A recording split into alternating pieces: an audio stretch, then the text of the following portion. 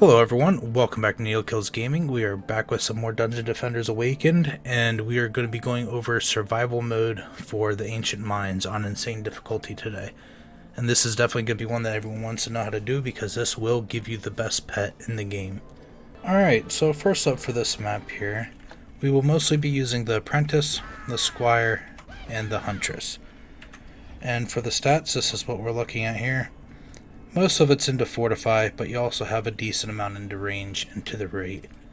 This is how I have the stats laid out. And for the Squire, we're going to almost want everything into Fortify as much as we can, because we will be using the barricades for our Squire. And for the Apprentice, again, we're pretty well balanced with mostly everything into Power. And that's how I have everything laid out for the Apprentice. Now this will get the best pet in the game. This is for the Mr. Mine pet here.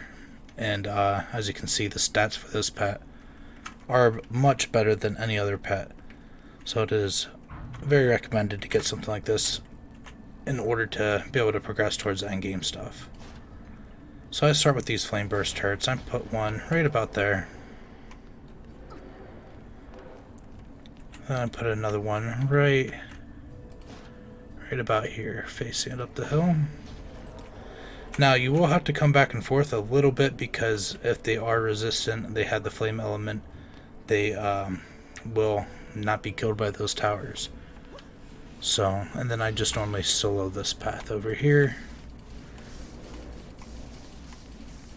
Also, if you want a guide on any future or any of the other maps that are not yet up, I have the other 10 that I'm going to be working on. Make sure you hit that subscribe button so that way you can see the guides for the future maps. And you can just keep an eye on your map here to make sure if your towers are killing everything. And we'll go ahead and fast forward to the end of this wave here so that way I can show you the rest of the build.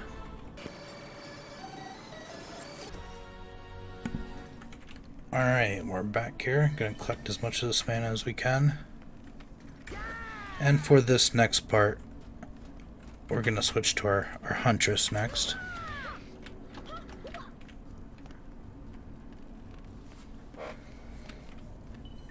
And if you remember from the last video, we are going to be mostly using the poison gas here, as well as the darkness traps.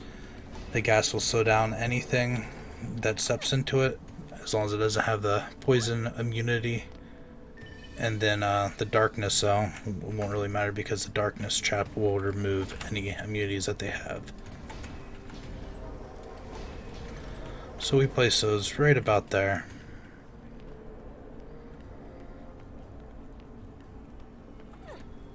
And if you have any questions about this build or why I do things this way, go ahead and let me know down in the comments down below.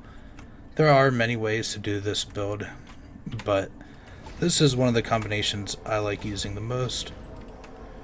And we'll go back to our Apprentice here and get another flame burst turret up for right around here.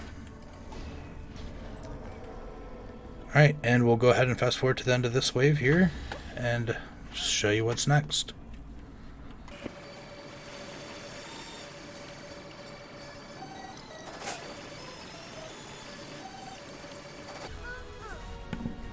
Alright, now it's time for our Squire's job here. Now, I like to use the Squire's barricades for this. You can use the Mage's one. If you use the Mage's barricade, they aren't as powerful, but they're mostly there to prevent anything from getting through. Sometimes it's hard to squeeze these in here, but I like to put two of them side by side on this one here. And then I put another one over here, and this one I only use one. I try to space it somewhat evenly between these two sides here. If at all possible, keep it from being able to get through either side, like that. Now this side is normally a problem with the positioning of these. You will sometimes have the ogres glitch through these blockades, That can be a problem, so you have to be careful where you're placing it on the ramp. Normally, if it's anywhere on this incline, the ogre will pass through them. But if you keep it down a little bit more, it shouldn't have a problem. But even if the ogre does glitch through here, you still have this much space between about this rock here and your flame burst turret to just kite them back and forth here until your deadly strike towers, which we're going to place right now, can take them out. So we're going to place one deadly strike tower. Keep it back a little bit here in case the ogre does get through there, so that way it will still take that out. But you want to cover as much as the area as possible. And then we're going to place one on this side. And again, you want to try to, just in case anything glitches through the blockades, you want to be able to, cover that entire pathway so this deadly strike tower can keep shooting it the entire time. And we have enough mana for one more right now. There will be a total of 4 of these deadly strike towers. That's what the rest of these defensive units are for. And again, pretty much the same thing, right about there, angled that way, so we'll hit everything.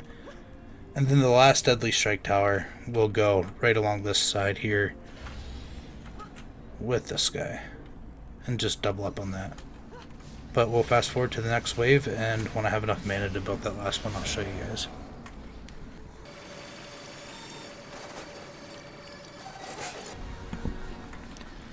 Alright, now we have enough mana for that. Now you can upgrade anything you want in whatever order you want. It doesn't really matter if you have something similar in stats. It won't matter too much. Normally what I do is I just save the upgrades for like when something's getting low, like the gas trap, when they're getting low on count, and then I'll just upgrade it one time, and that's all I really do there. But alright, with that set, if an ogre does glitch through that one side, I will stop to show everyone that and how to deal with that. If not, I'll just take it all the way to the final wave here. Alright, and this is going to be the final wave here, which I know it's not the final wave, but this is the final wave that you need to do for the pet. And I got lucky here, and I did not have any ogres glitch through my barricades here. If you keep them back about right here where it levels out from that slope, it seems like they can't get through. So just keep that in mind when placing your blockades, and it'll make things a lot easier. Like I said, if one does happen to get through, just you can sell them and reposition them, and you can kite the ogre back and forth between here in order to, have him snipe down from your deadly strike towers. But other than that, this map is generally pretty straightforward. Not too much to go on here, but this is one that people are going to need to do the most in order to farm good pets here. Because right now, currently, the pets actually give you the highest boost to your stats, even over any kind of gear that you can get. You can also keep an eye out for any legendary gear, which is going to be the yellow gear dropping out of anything. Like, it can show up on any wave, but normally after wave 10 is when it starts showing up more frequently. And again, if you want guides on all the other maps, make sure you hit that subscribe button so you do not miss any of them. And yeah, if you have any comments, let me know down below. Leave a like for this video if it helped you out. And I'll let this final wave run out here so you can see it and show you guys the pet.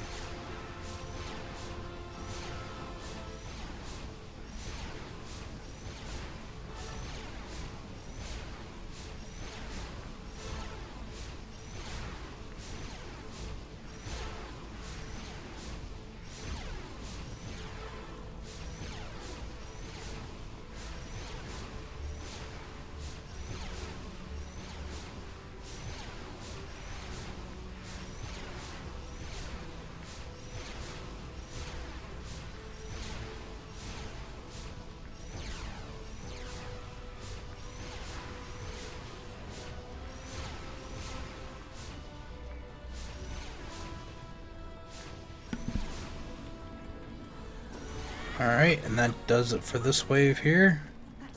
So we'll go check out what kind of pet we got here. Well, there he is. We got a green one this time, but overall not too bad on the stats.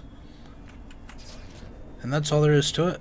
Again, if you have any questions, let me know down in the comment below, and I hope this helped you guys out. Make sure you hit that subscribe button. Thanks again, everyone, and until next time.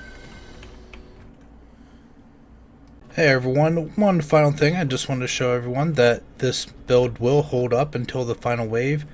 We just opened up our chest here and we got our giraffe on a treadmill. So if you are looking for that pet as well, this build will hold up to the final wave.